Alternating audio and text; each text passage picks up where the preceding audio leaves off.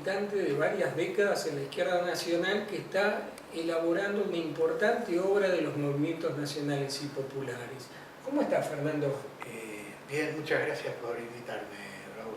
Bien, para introducir la cuestión para la audiencia, ¿a qué se llama izquierda nacional? Bueno, es la izquierda que nace en los años 30 y que interpreta la cuestión nacional, o sea, mira al país desde adentro y no desde afuera, ¿no? Y en ese sentido se genera a partir de los grupos trotskistas de los años 30 una corriente ideológica o política que nace en 1945 junto con el peronismo. O sea que el 17 de octubre del 45 la historia parió dos movimientos, uno el peronismo y otro la izquierda nacional. En realidad, yo tengo entendido que Manuel Gálvez Manuel Ugarte sí, fue un antecedente muy importante. Sí, nosotros lo vivimos a Manuel Ugarte como el fundador de la izquierda nacional a principios del siglo XX. Fíjate un detalle interesante, en el Congreso de Stuttgart de 1907, el Partido Socialista envía a Manuel Ugarte a la Segunda Internacional y se da la discusión de la cuestión colonial y semicolonial, y bueno, se da una fuerte discusión y se produce una especie de ruptura, y Manuel Ugarte vota junto con Lenin la propuesta de la cuestión nacional y la cuestión semicolonial. No es un antecedente menor. Ahora, Antonio Gramsci decía que historia y política es la misma cosa. ¿Cómo lo vive la izquierda nacional eso de que historia y política es la misma cosa? Bueno, Abelardo Ramos decía que la política es la hija, o sea, la historia es la hija de la política, ¿no? Así que en ese sentido, para nosotros, la izquierda nacional, los socialistas sanmartinianos, consideramos que la historia es un instrumento, y en mi caso particular considero que además lo interesante no es el pasado, sino es el presente, y la historia mitrista ha falsificado el pasado, no para, que no lleguemos al pasado, sino para que las generaciones del hoy, del presente, no hagan la revolución nacional, o sea, en el presente no solucionen los problemas. En ese sentido, la historia mitrista lo que ha hecho, no solamente, como dice don Arturo Jauretche, ha falsificado la historia, la ha hecho inentendible. Por lo tanto, no se puede modificar algo que no se entiende. Sí, sin duda, y por eso se pusieron tan locos cuando se creó el Instituto Dorrego, porque se venía a tocar algo que estaba momificado. Así es. En este primer tomo, vos empezás hablando de esas dos corrientes que en la historiografía que más o menos ya hemos hablado, y luego te vas a cuestiones teóricas, las clases sociales, el tránsito del feudalismo al capitalismo. ¿Tiene centralidad la noción de clase social, en tu opinión? Sí, es fundamental, porque para los marxistas entendemos que la historia es la lucha de clases. Entonces, por lo tanto, en el primer libro, que es introductorio, es como un manual donde a vos te entregan un electrodoméstico y te dicen, mire, este electrodoméstico se usa de tal manera. Bueno, esta es la idea de este primer libro, de esta introducción a los movimientos nacionales, es plantear, en primer lugar, cuál es la corriente ideológico-político que sustenta mis ideas. El segundo aspecto es plantear una cantidad de cuestiones teóricas que tienen que ver con el pensamiento marxista en Argentina. Por lo tanto, hay que hablar de clases sociales, que es una clase social, y desde el punto de vista, en realidad Marx no definió que era una clase social, sino que lo hizo Lenin, y Lenin lo hace a partir de que una clase social puede entenderse y estudiarse en función de qué relación tiene con el medio de producción.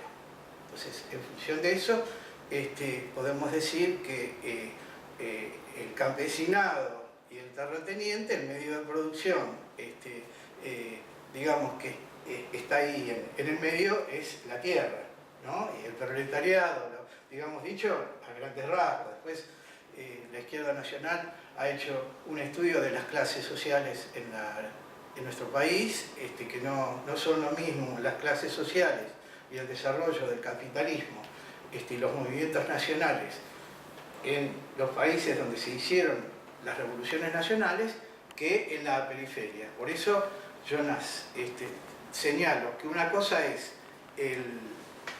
los movimientos nacionales surgidos en Europa, que nacen como evolución del capitalismo, que los movimientos nacionales surgidos en la periferia semicolonial, que nacen precisamente de enfrentarse al imperialismo. O sea, son dos momentos históricos distintos. Así es, justamente te empezaste a anticipar a la pregunta que venía. Es que yo sabía que no me ibas a preguntar.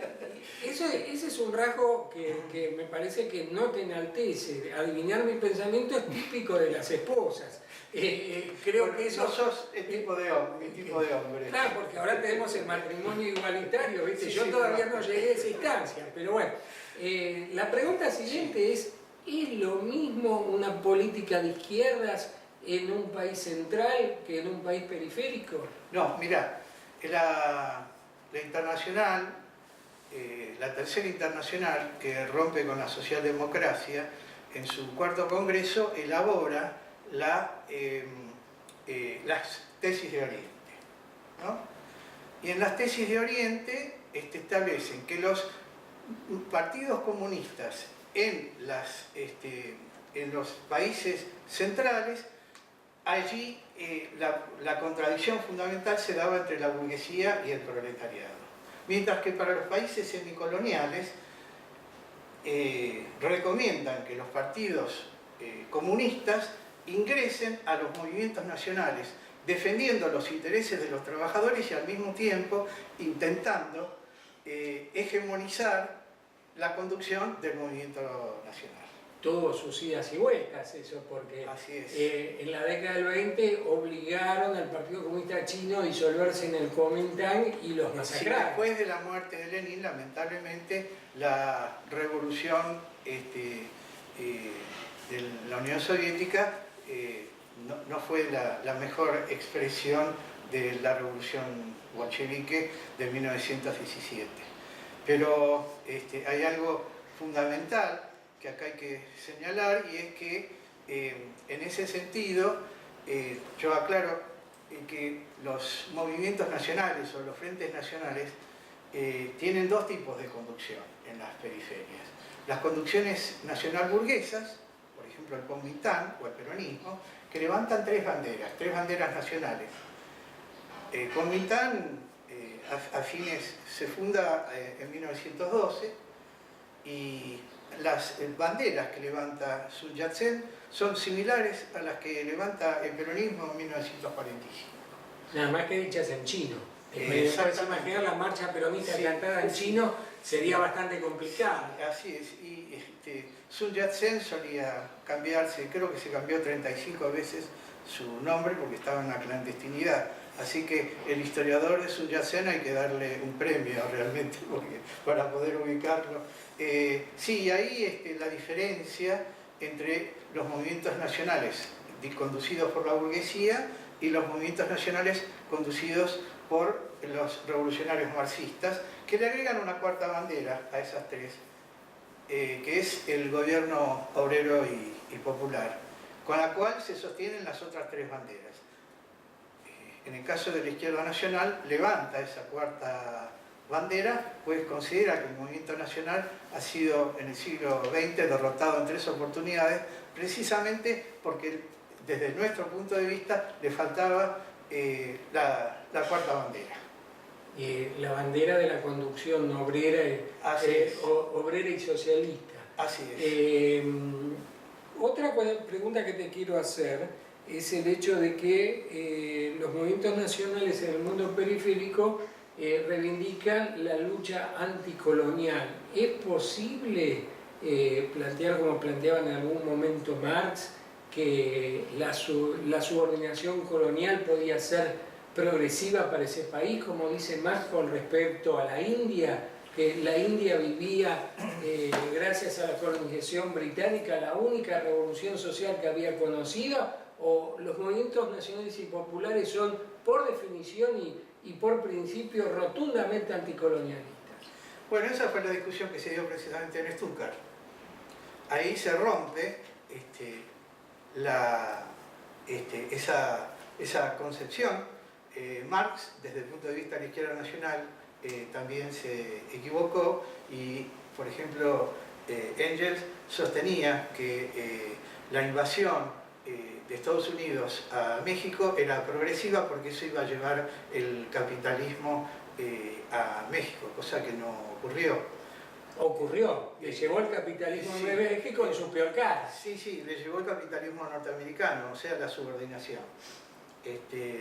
No, lo que pasa es que en el caso Marx y Engels no podían analizar lo que no existía. En su época el fenómeno del imperialismo todavía no se había desarrollado.